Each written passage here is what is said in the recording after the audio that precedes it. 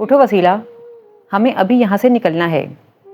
نیم تاریک اس تہہ خانے کی قید میں آج یہ کس کی آواز تھی جو اسے موت سے زندگی کی طرف کھینچتی سی محسوس ہوئی تھی؟ وسیلہ سوتے سے اٹھی تو ڈھیلے جوڑے میں بندھے بال بکھر کر کندھوں پر آ گئے۔ کون؟ وہ اپنی آنکھیں پورا زور لگا کر کھول رہی تھی۔ میں ہوں تانیہ، اور میرے ساتھ رمشا ہے، اور باہر ASI منصب رضا بھی ہماری مدد کرنے کے لیے تیار کھڑے ہیں۔ تانیہ کی آواز سرگوشی جیسی تھی، اور وہ محتاط انداز میں ادھر ادھر دیکھتے اسے اپنا پلان بتا رہی تھی۔ یہ پلان تانیہ نے منصب اور مومن کے ساتھ مشورے کے بعد بنایا تھا۔ وسیلہ نے جب اس سے کہا کہ وہ اپنی ماں کے پاس میادم جانا چاہتی ہے تو انہیں پہلی مرتبہ سمجھ میں آیا کہ وسیلہ اس جگہ کو کچھ اور سمجھ رہی ہے، اور جو جگہ بھی سمجھ رہی ہے اس سے خوش بالکل نہیں ہے اور یہاں سے نکلنا چاہتی ہے۔ تب تانیہ نے مشورہ دیا کہ جب ان سب نے مومن کے گھر سے رضوانہ آنٹی کے گھر شفٹ ہونا ہی ہے تو وسیلہ پر یہ ظاہر کیوں نہ کیا جائے کہ اسے اس ناپسندیدہ مقام سے اس کے گھر اس کے میادم لے جایا جا رہا ہے، اور اب وہ سب اسی منصوبے پر عمل کرنے کے لیے یہاں اکٹھے ہوئے تھے۔ کیا کرنا ہے؟ وسیلہ اب مکمل بیدار ہو چکی تھی اور تانیہ کو پہچان بھی چکی تھی۔ ہم تمہیں میادم لے جانے آئے ہیں۔ تانیہ نے مسکرا کر اسے دیکھا۔ باہر تو کوئی نہیں ہے؟ وہ خوفزدہ نظروں سے تانیہ کو دیکھ رہی تھی۔ ہاں وسیلہ، فی الحال تو باہر کوئی نہیں ہے، تم بس دیر مت کرو، ہمیں ابھی کے ابھی نکلنا ہے۔ تانیہ نے اسے کندھے سے پکڑ کر اٹھنے میں مدد دی، اور اسی وقت دروازے سے رمشا نے اندر جھانکا۔ جلدی کرو، منصب انتظار کر رہا ہے۔ اس کی آواز بھی مدھم تھی۔ وسیلہ کے قدموں میں خود بخود تیزی آئی۔ وہ بیچاری لڑکیاں خطرہ مول لے کر اس سے ہمدردی کر رہی تھیں۔ اس نے بھی فوراً پیش قدمی کی۔ حالانکہ تیزی کے ساتھ اٹھنے سے سر میں درد کی شدید لہر اٹھی تھی، لیکن وہ سر پر ہلکا سا ہاتھ رکھتے باہر نکل آئی۔ باہر بھی اندھیرا تھا۔ تانیہ اور رمشا اسے سیدھا گھر سے باہر نکال لائیں۔ اندھیرے میں کچھ بھی ٹھیک سے دکھائی نہیں دے رہا تھا۔ اسے ایک جیپ میں لا کر بٹھا دیا گیا۔ چلیں، ایک مردانہ آواز پر وسیلہ نے چونک کر سر اٹھایا۔ وہ منصب تھا، اپنی فل وردی میں ملبوس۔ دونوں کی ایک دوسرے سے نظریں ملیں۔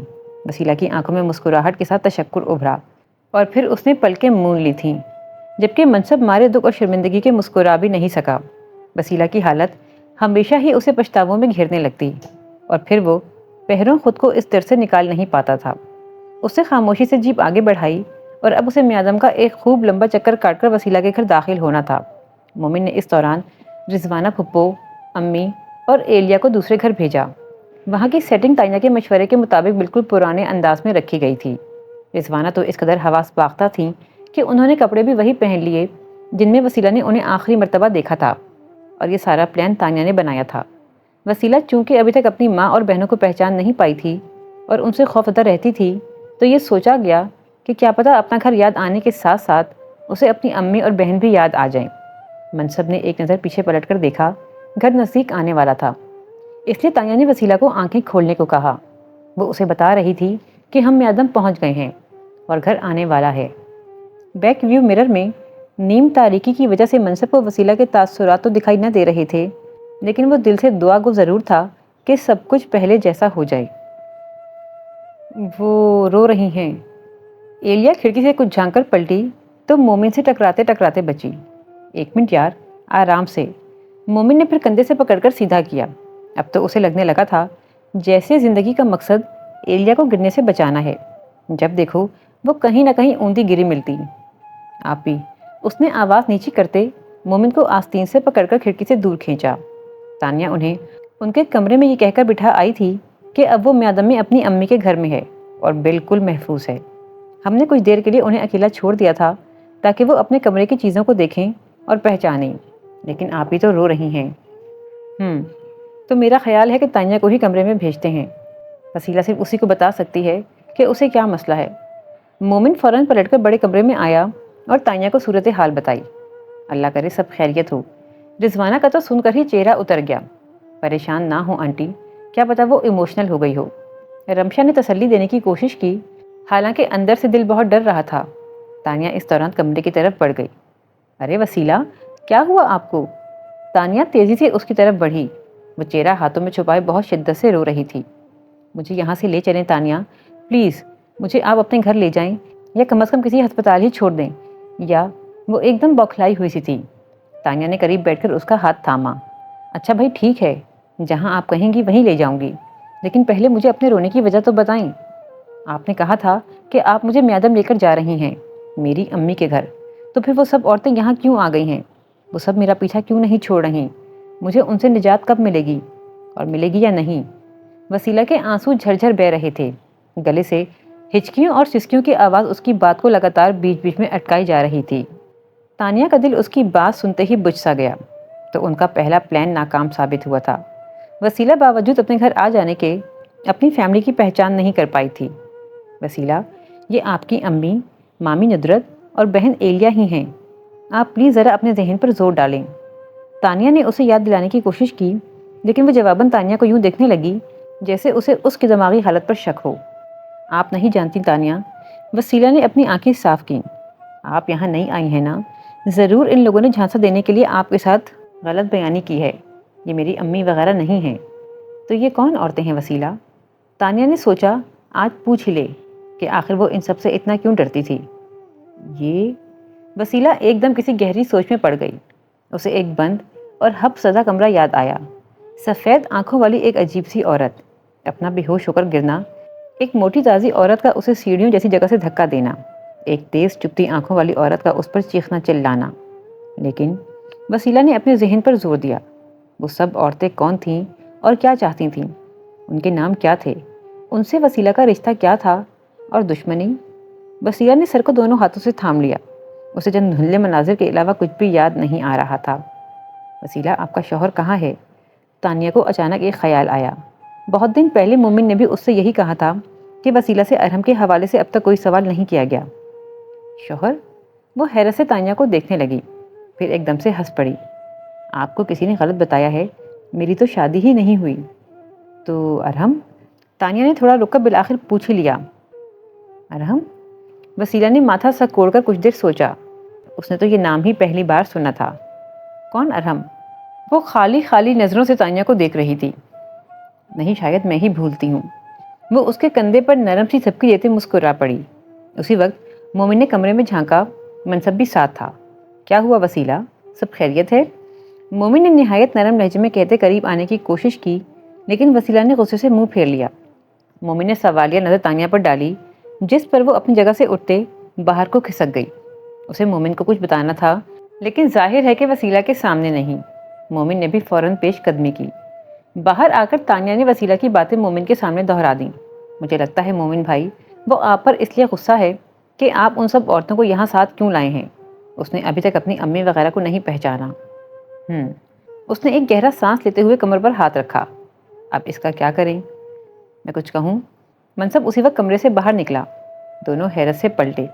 آپ دونوں کے باہر نکلتے ہی وسیلہ نے مجھے روک لیا اور کہنے لگی کہ میں اس کی مدد کروں۔ اس نے مجھے بھی یہی ساری بات بتائی اور کہا کہ میں ان 3 عورتوں کو کسی طرح اس گھر سے نکال دوں۔ اوہ، تو اب کیا کہیں وسیلہ سے؟ مومن کے چہرے پر تشویش لہریں لے رہی تھی۔ میں تو کہہ آیا۔ منصب میں لب بھیج کر کچھ ہچکچاتے ہوئے مومن کو دیکھا۔ کیا؟ تانیہ آگے بڑھی۔ میں نے وسیلہ سے کہا کہ ہم ان عورتوں کو جان بوجھ کر ساتھ لائے ہیں۔ کچھ دن ہم انہیں اپنے ساتھ رکھیں گے، ان پر نظر رکھیں گے، اور پھر جیسے ہی انہوں نے کوئی مشکوک حرکت کی، ان کو پکڑ کر بند کر دیں گے۔ لیکن اس دوران ہم ان سے نارمل رویہ رکھیں گے تاکہ ان کو کچھ شک نہ ہو۔ اور اب پتہ نہیں کہ یہ سب ٹھیک ہوا یا غلط، لیکن بالکل صحیح۔ تانیہ پرجوش ہوئی۔ اس طرح ہمیں ان تینوں کو کہیں چھپانے اور وسیلہ سے دور کرنے کی ضرورت نہیں پڑے گی۔ لیکن وہ ان سب سے ڈرتی تو اسی طرح رہے گی نا؟ مومن کچھ مطمئن نہیں تھا۔ تو پھر یہ ASI صاحب ہیں نا؟ تانیہ مسکرائی۔ انہیں لے آئیں یہاں کھینچ کر؟ ہاں، اب تو لانا ہی پڑے گا۔ مومن بھی ہنس دیا۔ اب ڈرامہ رچایا ہے تو ڈائریکٹ بھی خود کریں۔ لیکن کچھ نہیں منصب، اب دادی آ رہی ہیں تو ہر بات یوں بھی کھلنے والی ہے۔ تم رمشا اور دادی سمیت یہاں آ جاؤ، یہاں صرف وسیلہ اور پھپھو ہیں۔ دادی اور رمشا کی وجہ سے وسیلہ گھر میں آزادی سے گھومنا پھرنا کر سکے گی۔ تانیہ وغیرہ اسے میادم گھمانے لے جایا کریں گی تو اس کا ذہن بہت کچھ سوچنے پر خود بخود مجبور ہوگا، اور ظاہر ہے کہ یہ کام ایلیا نہیں کر سکتی۔ میرے لیے تو رمشا کو بتانا بھی مشکل ہو رہا ہے۔ میں ہوں نا، دادی آ جائیں پھر میں اور وہ مل کر سمجھا لیں گے۔ فی الحال کے لیے ایک چھوٹی سی کامیابی جو ہمیں حاصل ہوئی ہے وہ یہ ہے کہ وسیلہ اس گھر کو گھر سمجھنے لگی ہے، ورنہ آپ کے گھر میں وہ جس کمرے میں تھی اس سے بھی ناخوش تھی، اور ظاہر ہے کہ یہ سوچ اس کے اپنے دماغ کے لیے بھی بہت دباؤ کا باعث رہی ہوگی۔ ہاں، یہ واقعی ایک اچھا سائن ہے، اور اب جلد از جلد اس کے آس پاس کچھ نئے چہروں کو لانا بہت ضروری ہے جن سے وہ کسی بھی حوالے سے خوفزدہ نہیں ہے۔ آبی کے بالوں میں انگلیاں پھیرتے اس رات مومن کی سوچیں کئی اندیکھی گروہ میں الجھی ہوئی تھیں۔ دماغ آج کل بیک وقت کئی اطراف میں دوڑتا رہتا اور لگتا ہر سمت آگے بند دیوار سے جا ٹکرائی ہے۔ آبی کب کا سو چکا تھا۔ ریبا کو ایلیا نے نیچے میٹرس پر سلا دیا تھا اور اب وہ امی اور وسیلہ کو دیکھنے ساتھ والے گھر گئی تھی۔ دروازے کی آہٹ پر مومن نے سر اٹھایا تو ایلیا آہستہ قدموں سے چلتے اندر آ رہی تھی۔ مومن کے لبوں پر ہلکی سی مسکراہٹ آئی۔ وہ بچوں کی نیند کے خیال سے احتیاط کر رہی تھی، جبکہ بچے اب گہری نیند میں جا چکے تھے۔ وسیلہ سو گئی۔ اس نے قریب آنے پر ایلیا کی طرف دیکھا۔ وہ جھک کر آبی کے تکیے درست کر رہی تھی۔ جی آپی سو چکی تھی اور امی اب سونے لگی تھیں۔ وہ آبی کی جگہ سیٹ کر کے پلٹنے لگی تھی۔ سنو، مومن کی آواز میں بلا کی نرمی تھی۔ وہ چونک کر مڑی۔ آبی کو وہاں ریبا کے پاس نیچے سلا دو۔ جی؟ وہ سمجھ نہیں پائی۔ اسے وہاں سلا کر تم یہاں میرے پاس آؤ۔ میں؟ ایلیا کا حلق سیکنڈز میں خشک ہوا۔ وہ اپنی ہکلاہٹ پر قابو پانے میں بری طرح ناکام ہوئی تھی۔ مومن نے اگنور کر کے سر اس بات میں ہلایا۔ ہاں، اسے وہاں سلا کر واپس آؤ۔ اس نے نیند دراز ہوتے ہوئے دونوں بازو سر کے پیچھے باندھے اور ایلیا میں بھلا کہاں ہمت تھی کہ مزید کچھ پوچھتی۔ جھک کر آبی کو اٹھاتے نیچے میٹرس پر ریبا سے کچھ فاصلے پر سلا دیا۔ ڈھیلے مرے قدموں سے واپس آئی اور پلنگ کے ذرا سے کونے پر یوں بیٹھ گئی جیسے 1 2 3 سنتے ہی دوڑ لگانی ہو۔ مومن نے ایک ترچھی نظر اس کے انداز پر ڈالی، چند سیکنڈ سوچا، پھر اپنا ایک بازو سر کے پیچھے سے نکالا اور بیڈ پر تھپکتے ابرو کے اشارے سے اسے قریب بیٹھنے کو کہا۔ میں ٹھیک ہوں۔ اس نے پھر گلا تر کیا، جبکہ مومن نے اس کی بات کے جواب میں ذرا سا اٹھ کر اس کے بیڈ پر ٹکے ہاتھ کو اپنے ہاتھ میں لے کر اپنی طرف کھینچا۔ اب معلوم نہیں اس کا بولنے کا دل نہیں چاہ رہا تھا یا مقصد جان بوجھ کر ایلیا کو تنگ کرنا تھا۔ ایلیا کی کونی ہاتھ کھینچنے سے بیڈ پر جا لگی۔ اس نے خود کو سنبھال کر اس پر آگے آتے بیڈ پر آلتی پالتی ماری، نظریں خفا خفا اور لب شکوہ اندر دبائے کچھ روٹھے ہوئے سے تھے۔ مومن کی یہ سنجیدہ شرارتیں اس پر بہت روب ڈالتی اور وہ سخت بے بسی محسوس کرتی۔ نیند تو نہیں آئی؟ مومن کی طرف سے پہلا سوال آیا، جس پر اس نے نفی میں سر ہلا دیا۔ ادھر دل میں یہ بھی سوچ رہی تھی کہ آیا جواب ہاں میں دینا چاہیے تھا یا نہ میں۔ ایک بات پوچھوں ایلیا؟ مومن کچھ کہتے ہوئے سوچے سے اٹھ کر بیٹھا تو اس کے اور بھی نزدیک آ گیا۔ ایلیا اس کے ایک دم مقابل آ جانے پر بے ساختہ پیچھے ہوئی، جس پر مومن کھل کر ہنس دیا۔ بیچاری سچ مچ مشکل میں تھی۔ تم نے اپنے بابا کو بہت بچپن میں کھو دیا تھا نا؟ شاید وہ اب تمہیں یاد بھی نہ ہو، ہے نا؟ اس نے لہجے کو سنجیدہ کیا تو ایلیا اس کی بات پر حیران ہو کر دیکھنے لگی۔ اپنے چند سیکنڈز پہلے کی سپٹاہٹ بھی کہیں اڑن چھو ہو گئی۔ مومن کا سوال شاید کچھ بے موقع تھا، پھر بھی اس نے کچھ وقت لے کر خود کو سنبھالا۔ جی، بہت کم دھندلے دھندلے سے مناظر باقی ہیں۔ میں سوچ رہا تھا، نہ تم نے زندگی میں باپ کو دیکھا، نہ بھائی کا پیار، بیٹا چھوٹا بھی بہت ہے اور اپنا بھی نہیں ہے، اور رہا شوہر تو وہ بھی کون سا ہونے برابر ہے۔ تو تمہاری زندگی کے یہ سارے ادھورے پن، یہ خلا کیسے پر ہوتے ہیں؟ مومن نے آج اس سے کچھ بہت اہم باتیں شیئر کرنا تھیں۔ یہ تمہید بھی اس نے کچھ سوچ کر باندھی تھی۔ وہ ایلیا کو کھل کر بولنے کا موقع دینا چاہتا تھا۔ اس کا خیال تھا کہ وہ آج دل کی تمام بھڑاس نکال دے گی، تب اسے بتانا آسان ہوگا کہ لیکن وہ تو رونے لگ گئی۔ ارے تم رونے کیوں لگیں؟ وہ بوکھلا ہی گیا۔ سیدھا ہو کر بیٹھتے پہلے اس کا چہرہ اونچا کیا۔ کیا ابو کی یاد آ گئی؟ اس نے پوچھا تو ایلیا نے سر کو نفی میں ہلایا۔ ہاں تو بھائی کی کمی؟ اس نے پھر پوچھا، جس پر مزید زور سے نام میں ہلتا سر۔ ارے تو میری کوتاہیاں؟ وہ مجبوراً پوچھ بیٹھا، جس پر ایلیا روتی رہی۔ آنسو ابھی بھی برسات جیسے بہے جا رہے تھے۔ ایک دن میں آبی اور ریبا کو لے کر کہیں چلی جاؤں گی، پھر آپ کو پتہ چلے گا کہ یہ کس کے بچے ہیں۔ وہ زور زور سے روتے اپنے رونے کی وجہ بھی بتانے لگی، جس پر مومن کا کہہ کہا نکل گیا، اور ایسے کہ وہ دیر تک ہنستا ہی چلا گیا اور پھر آگے بڑھ کر بے اختیار ایلیا کو اپنے کندھے سے لگایا۔ سوری میری جان، ریئلی ویری سوری۔ آئندہ کبھی نہیں کہوں گا۔ بیٹا بھی تمہارا اپنا ہے اور بیٹی بھی تمہاری ہے۔ کہیں گے آپ، کہے بنا رہ ہی نہیں سکتے۔ اس نے مومن کے بازو پر مکہ مارا۔ اچھا یار، اب ہمارے بچوں کو نہ نیند سے جگا دینا، بس چپ کر جاؤ۔ میرے پاس تمہارے لیے ایک بہت بڑی بلکہ دھماکے دار نیوز ہے، ایسی کہ ساری رات تمہیں نیند بھی نہیں آئے گی۔ تو بتائیے۔ اس نے آنکھیں صاف کرتے کسی حد تک خود کو مصالحت پر آمادہ کیا۔ اگر تمہیں ان سب رشتوں میں سے اچانک ایک رشتہ مکمل حاصل ہو جائے تو کیسا لگے گا؟ مطلب؟ ایلیا کو پھر کچھ مشکوک قسم کے گمان ہونے لگے، چہرہ بھی حدت سے گلابی پڑنے لگا، گلا پھر سے خشک، اور یوں دیکھا جائے تو نصیب ان دنوں تم پر کچھ زیادہ ہی مہربان ہے۔ وہ کچھ معنی خیزی سے مسکرایا۔ یہی دیکھ لو، ایک بیچارہ مومن احمد ہے جسے آج کل سوائے ایلیا کے کچھ اور دکھائی اور سجھائی نہیں دیتا، لیکن ظالم سماج بھی عین اسی وقت حملہ آور ہوتا ہے۔ دنیا کسی کے دل کو آباد ہوتا کہاں دیکھ سکتی ہے؟ میں اگر ہماری محبت کے رشتے کو مکمل کرنا چاہتا ہوں تو حالات اس کی قطعی اجازت نہیں دیتے۔ میں جن حساس ترین رشتوں سے جڑا ہوں، جب تک وہ سب مجھے آسودہ اور مطمئن دکھائی نہیں دے جاتے، میرا اپنا خوشیوں کی راہ ہموار کرنا ناممکن ہے۔ وہ نرمی اور دھیمے لہجے میں بس اپنی رو میں کہتا چلا جا رہا تھا، اور ایلیا کو یہ تو معلوم نہیں تھا کہ اس کی آج کی باتیں کس وجہ سے ہیں، لیکن یہ ضرور سمجھ میں آ رہا تھا کہ ہمیشہ سے کم کو دکھائی دینے والا مومن آج کل بہت کھل کر بولتا تھا، اور اسے آج احساس ہو رہا تھا کہ اس کو سننا کتنا خوبصورت ہے۔ اگر زندگی کے اس موڑ پر تمہیں پتہ چلے ایلیا کہ تمہارا ایک عدد بھائی بھی ہے تو تمہیں کیسا لگے گا؟ کوئی منہ بھولا بھائی؟ ایلیا نے منہ بنایا۔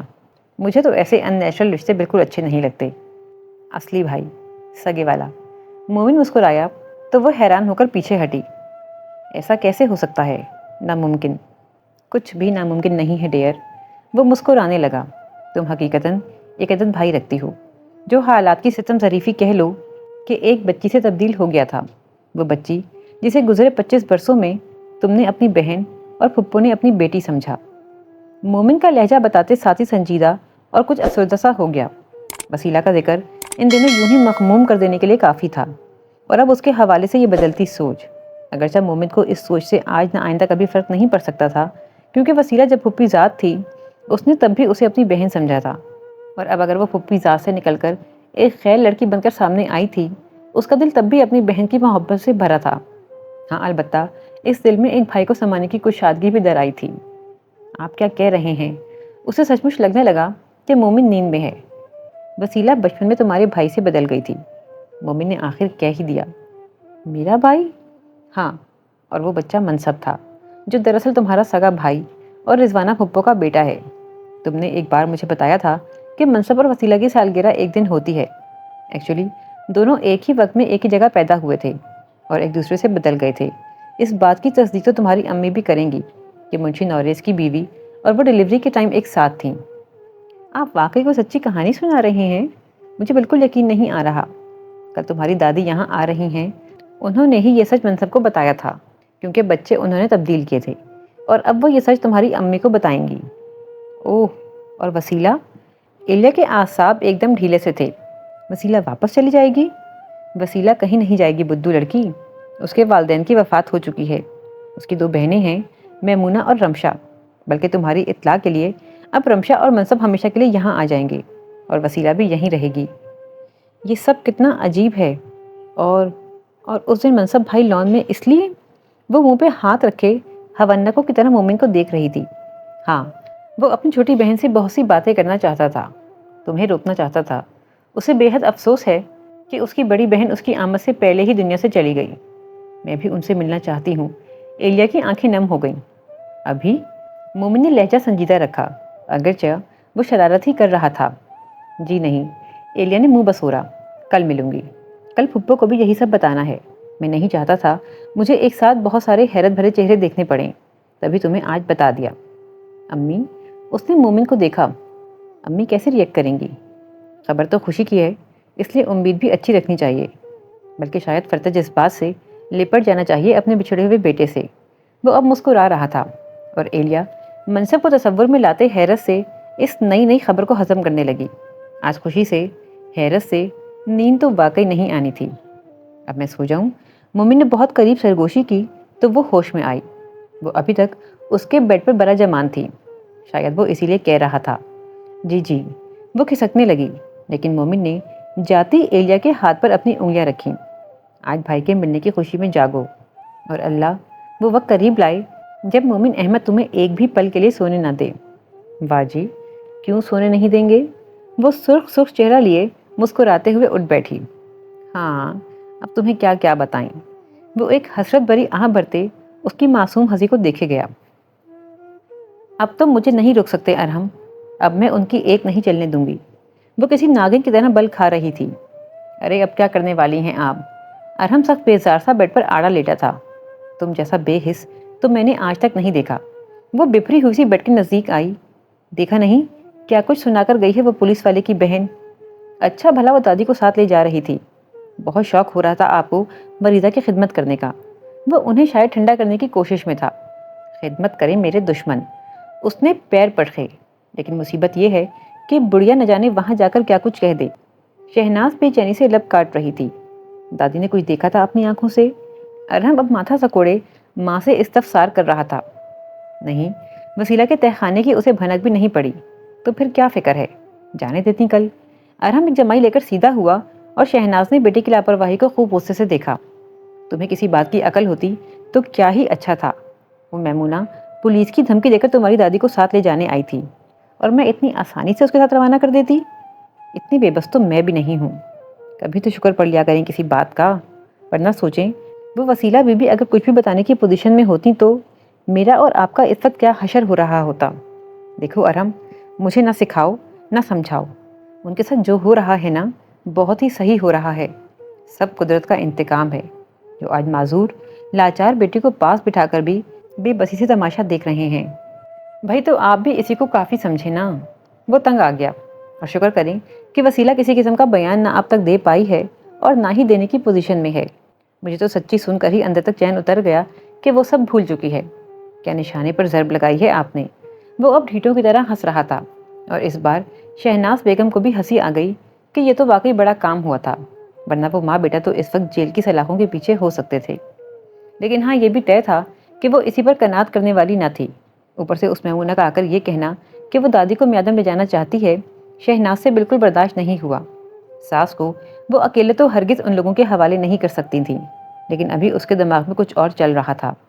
ہاں ٹھیک ہے کہ فی الحال تو سب کچھ ہمارے حق میں ہوا ہے، لیکن آگے کے لیے ایک پل کی بھی کوئی گارنٹی نہیں۔ وسیلہ کی بیماری نے ہمیں وقتی طور پر بچایا ہے ارحم۔ شہناز اب ہاتھ سامنے باندھے حقیقت پسندانہ تجزیہ کر رہی تھیں۔ تو کیا سوچ رہی ہیں آپ؟ اور ہم کر بھی کیا سکتے ہیں؟ وسیلہ کو واپس لانا پڑے گا۔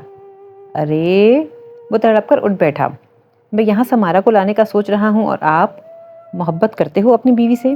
شہناز کا انداز طنزیہ تھا۔ آف کورس، کیا شک ہے؟ ارحم انہیں نہ سمجھ میں آتی نظروں سے دیکھ رہا تھا۔ تو مطلب تم اپنے ساتھ ساتھ اس غریب کو بھی پھنسانا چاہتے ہو؟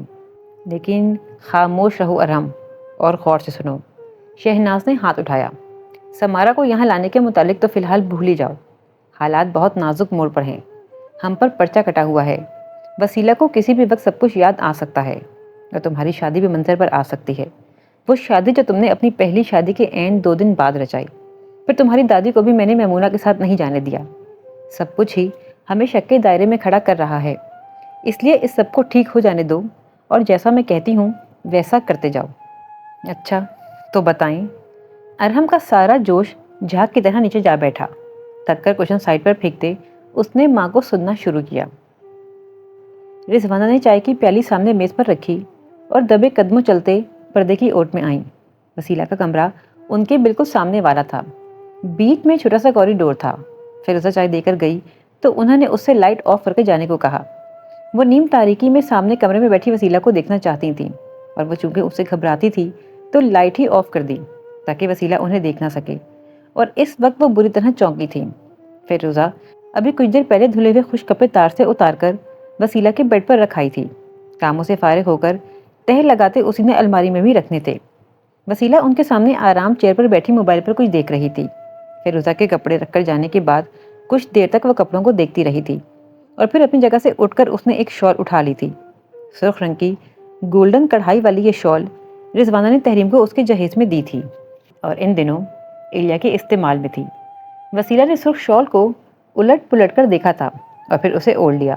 اب وہ ہلکا ہلکا مسکرانے لگی تھی، پھر شال کو لہراتے ہوئے کمرے میں یہاں سے وہاں چلنے لگی، اور نہ جانے پھر اچانک کیا خیال آیا کہ ڈریسنگ ٹیبل کے سامان کو اتھل پتھل کرتے اس میں کوئی چیز چھونڈی۔ رضوانہ بغور اس کی حرکات کا جائزہ لے رہی تھیں۔ وسیلہ نے لپسٹک کا ڈھکن کھولا اور ہونٹوں پر پھیرا۔ وسیلہ نے لپسٹک کے بعد آئی شیڈز بھی لگائے اور کچھ جیولری بھی پہنی، اور اب وہ آئینے میں اپنے آپ کو دیکھ کر مسکرا رہی تھی۔ رضوانہ کا پورا دھیان وسیلہ کی طرف تھا، جب سامنے میز پر پڑا موبائل بجا۔ رضوانہ نے اونچی آواز پر بوکھلاتے ہوئے بنا دیکھے ہی کال ریسیو کر لی۔ وہ وسیلہ کے ارتکاز کو توڑنا نہیں چاہتی تھیں۔ ہیلو، رضوانہ نے دھیمی آواز میں پوچھا۔ کیسی ہیں بھابھی؟ میں شہناز۔ آپ؟ رضوانہ کا ہاتھ کام گیا۔ آپ نے یہاں کیوں کال کی؟ کیا کہہ رہی ہو رضوانہ؟ ظاہر ہے اپنی بہو کی خیریت جاننا چاہتی ہوں۔ بھلے تم لوگوں نے دشمنی نبھانے میں کوئی کسر نہیں چھوڑی، لیکن میں تو ایسی بے حس نہیں ہوں۔ اب تم لوگ ہم پر پرچہ کٹواؤ، چاہے اپنی بیٹی کو زبردستی اپنے ہاں لے جاؤ، اسے اس کے شوہر سے دور کرو، لیکن میرا اللہ تو جانتا ہے نا کہ ہم نے کچھ نہیں کیا، اور وسیلہ کے ساتھ جو کچھ ہوا وہ صرف ایک حادثہ تھا۔ جی لیکن ابھی اس کی کوئی تصدیق نہیں ہوئی۔ رضوانہ نے لہجہ روکھا ہی رکھا۔ اللہ پاک وہ دن جلد لائے جب وسیلہ مکمل صحت یاب ہو کر آپ سب کو حقیقت سے آگاہ کر دے، تب تو یقین کرو گی نا بھابھی کہ ہم بے قصور تھے اور وسیلہ کے ساتھ محض ایک اتفاقی حادثہ ہوا تھا۔ شہناز کا لہجہ انتہائی دکھی تھا، لیکن جیٹھانی کے اعتماد پر رضوانہ سے کچھ بولا ہی نہیں گیا۔ وہ سب چھوڑو بھابھی، مجھے اپنے اللہ پر پورا یقین ہے، ایک دن سب ٹھیک ہو جائے گا۔ یہ بتائیں کہ وسیلہ اب کیسی ہے؟ اس کا علاج تو صحیح سے ہو رہا ہے نا؟ جی بس وہ ہمیں کچھ اور سمجھ رہی ہے۔ رضوانہ نے لہجہ محتاط رکھا۔ کچھ اور؟ شہناز کا اچانک ہی رنگ اڑا تھا۔ کچھ سمجھ میں نہیں آ رہا، معلوم نہیں وہ گھر کی سبھی عورتوں سے اتنا کیوں ڈر رہی ہے، لیکن بتاتی بھی کچھ نہیں۔ اوہ، شہناز نے سکون کا سانس دیا۔ وسیلہ کی خاموشی کی وجہ سے تو وہ بچتی آ رہی تھیں، اور اس کی خواہش تھی کہ وہ کبھی بولنے کے قابل نہ ہو سکے۔ اس کا مطلب وہ کسی کو بھی نہیں پہچان رہی۔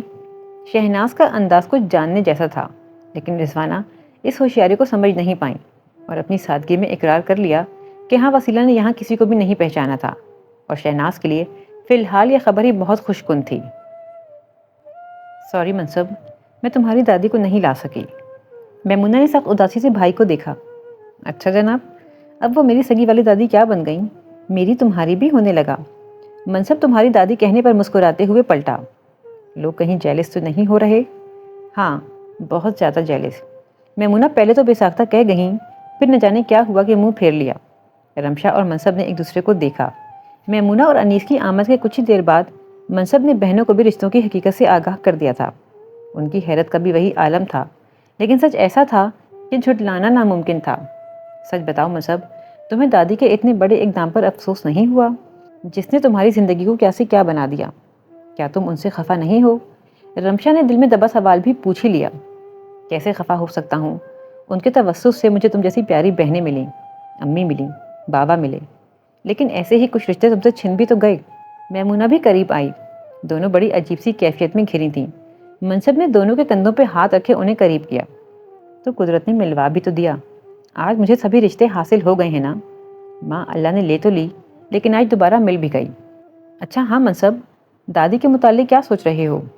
انہیں میں خود جا کر لے آؤں گا، بہت جلد۔ منصب کا انداز حتمی تھا۔ منصب، ان سب کا بہت برا حشر ہونا چاہیے۔ وسیلہ کی حالت کے ذمہ دار بھی یہی سب لوگ ہیں۔ میمونہ کے چہرے پر نفرت تھی۔ ہاں، ضرور ہوگا ان کا حساب، لیکن فی الحال وسیلہ کی ذہنی حالت ٹھیک ہونے اور اس کی طرف سے ایک مضبوط بیان آنے تک کچھ نہیں کیا جا سکتا۔ اچھا، اور یہ کن باتوں میں لگا دیا ہے مجھے؟ میں ذرا مومن سے مل آؤں، ایک دو ضروری معاملات پر بات کرنی ہے۔ یوں کہو اپنی امی سے ملنے کی جلدی ہے۔ رمشا نے محبت سے بھائی کو دیکھا تو اس نے لب بھینچ کر اس بات میں ہلایا۔ آج کل اس کی دلی کیفیت تو کچھ اس سے بھی سوا تھی جتنا اس کی بہنیں سمجھ رہی تھیں۔